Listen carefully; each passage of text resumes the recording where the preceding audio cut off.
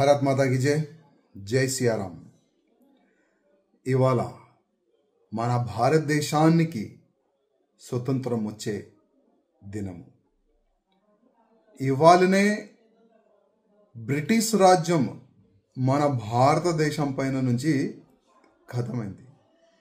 ఎంతోమంది దేశభక్తులు బ్రిటిష్ వాళ్ళకి తరిమి కొట్టి భారతదేశం నుంచి తరిమేసేసినారు, పంపించేసినారు.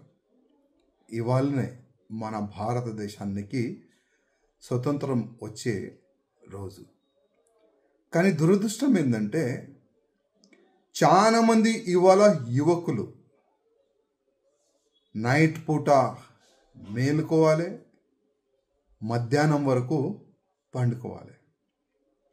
చాలా వరకు యువకుల్లో ఈ విధంగా ఒక వాతావరణం క్రియేట్ అయింది. ఎవరు జిమ్కి వెళ్తలేదు, హెల్త్ గురించి ఇవాళ ఎవరు ఆలోచన చేస్తలేదు. చాలామంది యువకులకి హార్ట్ అటాక్ వచ్చి చనిపోతున్నారు. ఇవాళ భారతదేశానికి స్వతంత్రం వచ్చే రోజు. ఇవాళ ఎంతమంది యువకులు ఉన్నారు, ఆయన బస్తీలో కానీ, ఆయన గల్లీలో కానీ, ఆయన కాలనీలో కానీ మేము కూడా భారతదేశం జెండా ఎగిరిపించి భారతదేశం స్వతంత్రం ఇవాళనే వచ్చిందని సెలబ్రేషన్ చేస్తున్నారు. చాలా తక్కువ, చాలా అంటే చాలా తక్కువ. కానీ ఇవాళ చాలా వరకు యువకులు ఇది నా దేశం, ఇవాళనే నా భారతదేశానికి స్వతంత్రం వచ్చిందని చాలా మంచి భావన పెట్టుకొని వాళ్ళు చాలా గ్రాండ్ కూడా వాళ్ళు మన సెలబ్రేషన్ కూడా చేసుకుంటున్నారు.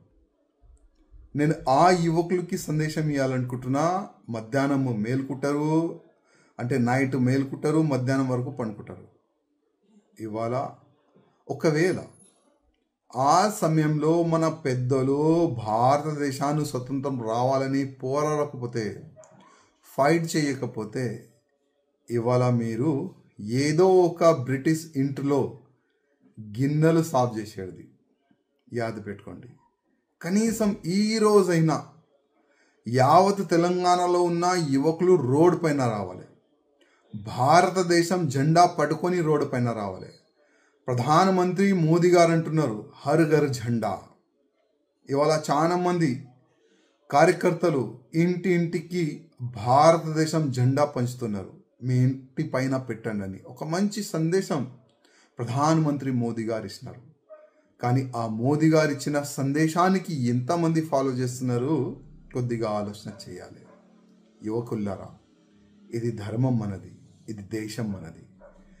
దేశ రక్షణ మన పైన బాధ్యత ఉంటుంది, ధర్మ రక్షణ మన పైననే బాధ్యత ఉంటుంది. అందుకోసం ప్రతి ఒక్క యువకులకి నా ఒక నివేదిక, కనీసం ఈ రోజైనా ప్రతి ఒక్క యువకులు బయటికి వచ్చి ఇవాళనే మన భారతదేశానికి స్వతంత్రం వచ్చిందని సెలబ్రేషన్ చేస్తే చాలా బాగుంటుందని నేను అనుకుంటున్నాను. భారత్ మాతాకి జై. జై సియారాం. అసలైన తొలి వెలుగు.